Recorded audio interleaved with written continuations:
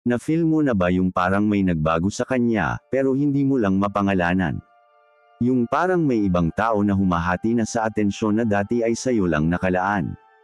Kung naramdaman mo na yan, posibleng may kausap na siyang iba, pero hindi niya inaamin. At bago ka magpadala sa emosyon o magpakatanga sa paghabol, kailangan mong unawain ito gamit ang Stoic mindset. Kasi ang Stoicism ay hindi para maging malamig, kundi para maging malinaw. Hindi para maging manhid, kundi para maging mapagmasid. Kaya sa video na to, pag-uusapan natin ang 5 malinaw na senyales na may kausap na siyang ibang lalaki pero hindi niya inaamin. At sa dulo, ipapakita ko sa iyo kung paano manatiling kalmado at may dignidad kahit natutuklasan mong unti-unti ka na palang pinalitan sa atensyon niya. Sign 1, biglang nagbago ang energy niya, pero walang malinaw na dahilan. Dati, excited siya kausap ka. Nagte-text agad, nagre-reply ng mabilis, at may effort sa bawat conversation. Ngayon, parang pilit na lang. Parang napipilitan lang makipag-usap, pero hindi mo naman siya ginawa ng masama. Ito ang unang senyales na may ibang, emotional stimulation, sa buhay niya. Kapag ang isang babae ay biglang nagbago ng vibe, kadalasan hindi dahil napagod lang siya, madalas, dahil may bago nang nagpapasaya, kahit hindi pa niya inaamin. Ayon kay Marcus Aurelius, observe what she does, not what she says. Ang Stoic man, hindi nagbabasa ng salita, nagbabasa ng kilos. Kasi ang kilos, di marunong magsinungaling. Kaya kapag ramdam mong iba na ang energy, huwag mong pilitin ibalik ang dati. Hayaan mong makita mo kung saan siya dadalhin ng bago niyang pinagmumulan ng saya. Kasi kung ikaw pa rin ang gusto niya, babalik yan ng kusa. Pero kung hindi, mas mainam na alam mo agad kaysa lokohin mo pa ang sarili mo. Sign 2, laging busy, pero lagi online. Ito na ang classic. Kapag tinanong mo, bakit di ka na nagre-reply? Ang sagot, busy lang ako. Pero kapag tiningnan mo, active siya online. May stories, may bagong posts, may memes pa sa feed. At minsan, nagsisin ka lang, tapos wala na. Ang Stoic mindset dito, huwag mong sukatin ang halaga mo base sa oras na binibigay niya. Sukatin mo sa consistency ng respeto na ipinapakita niya. Ayon kay Epictetus, if someone values you, you will feel it.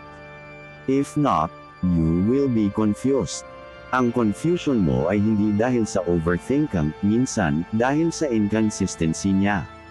At madalas, yung busy na sinasabi niya, hindi trabaho, hindi pamilya, kundi ibang taong nagbibigay ng excitement na hindi mo na kayang ibigay kasi sanay na siya sa'yo.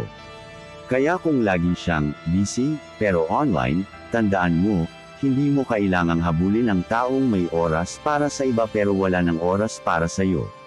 Sign 3, nagiging defensive kahit wala ka namang sinasabi. Ito ang isa sa pinaka-obvious na red flags.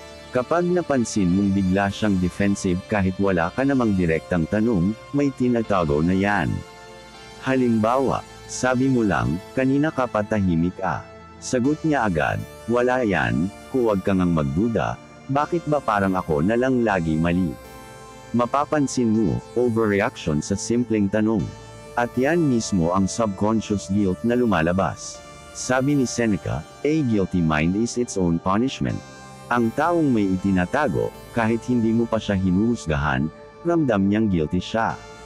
At doon mo makikita na may iba siyang binabantayan, hindi lang ikaw. Pero tandaan mo, ang Stoic man ay hindi nakikipag-away para lang mapatunayan na tama siya.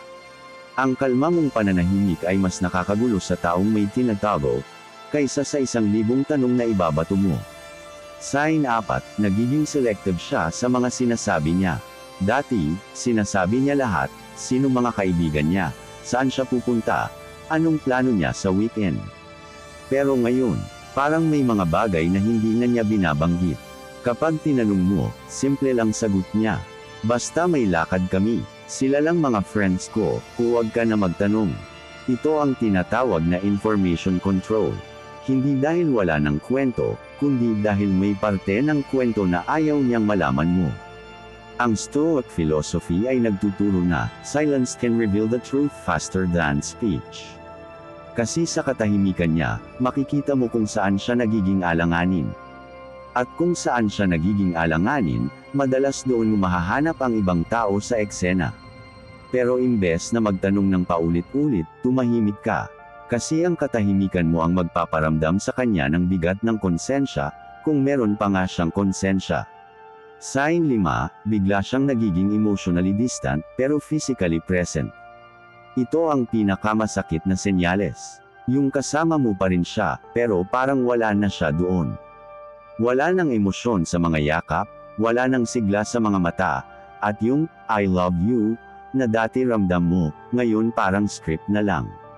Madalas, kapag ang isang babae ay emotionally connected na sa iba, unti-unti niyang inaalis ang emosyon niya sa iyo para hindi siya mahirapan sa guilt.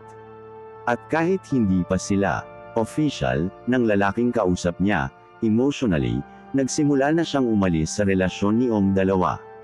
Ayon kay Marcus Aurelius, you have power over your mind, not outside events. Ang Stoic man, tanggap na hindi niya makokontrol ang damdamin ng iba. Pero kaya niyang kontrolin kung paano siya magre-react. Kaya kung nararamdaman mong emotionally wala na siya, huwag mong pilitin ibalik. Kasi ang pilit na pagmamahal ay parang tubig sa kamay, mas hinahawakan mo, mas madulas. Hayaan mong mawala kung gusto niyang mawala. Dahil sa ganitong paraan, pinipili mong panindigan ang dignidad mo kaysa sa desperasyon. Kung napansin mo ang mga senyales na to, tandaan mo, hindi mo kailangang manghula, at hindi mo kailangang maghabol. Ang Stoicism ay hindi tungkol sa pagiging walang pakialam. Ito ay tungkol sa pagpili ng kapayapaan kaysa pagpilit sa kontrol. Sabi ni Epictetus, if you wish to be loved, love with reason, not attachment. Ang tunay na lalaki ay hindi nagmamakaawa ng katotohanan, hinahayaan niyang lumabas ito sa kilos ng tao. Kaya kung alam mong may iba na siyang kausap pero ayaw niyang aminin, huwag mong sirain ang sarili mo kakaisip kung sino, kailan, o bakit. Dahil minsan, ang pinakamatinding sagot ay yung pananahimik mo. At sa katahimikan na yun, mararamdaman niya kung gaano ka na nagbago, mula sa taong laging naghahabol, patungo sa taong marunong na ring bumitaw ng may respeto sa sarili.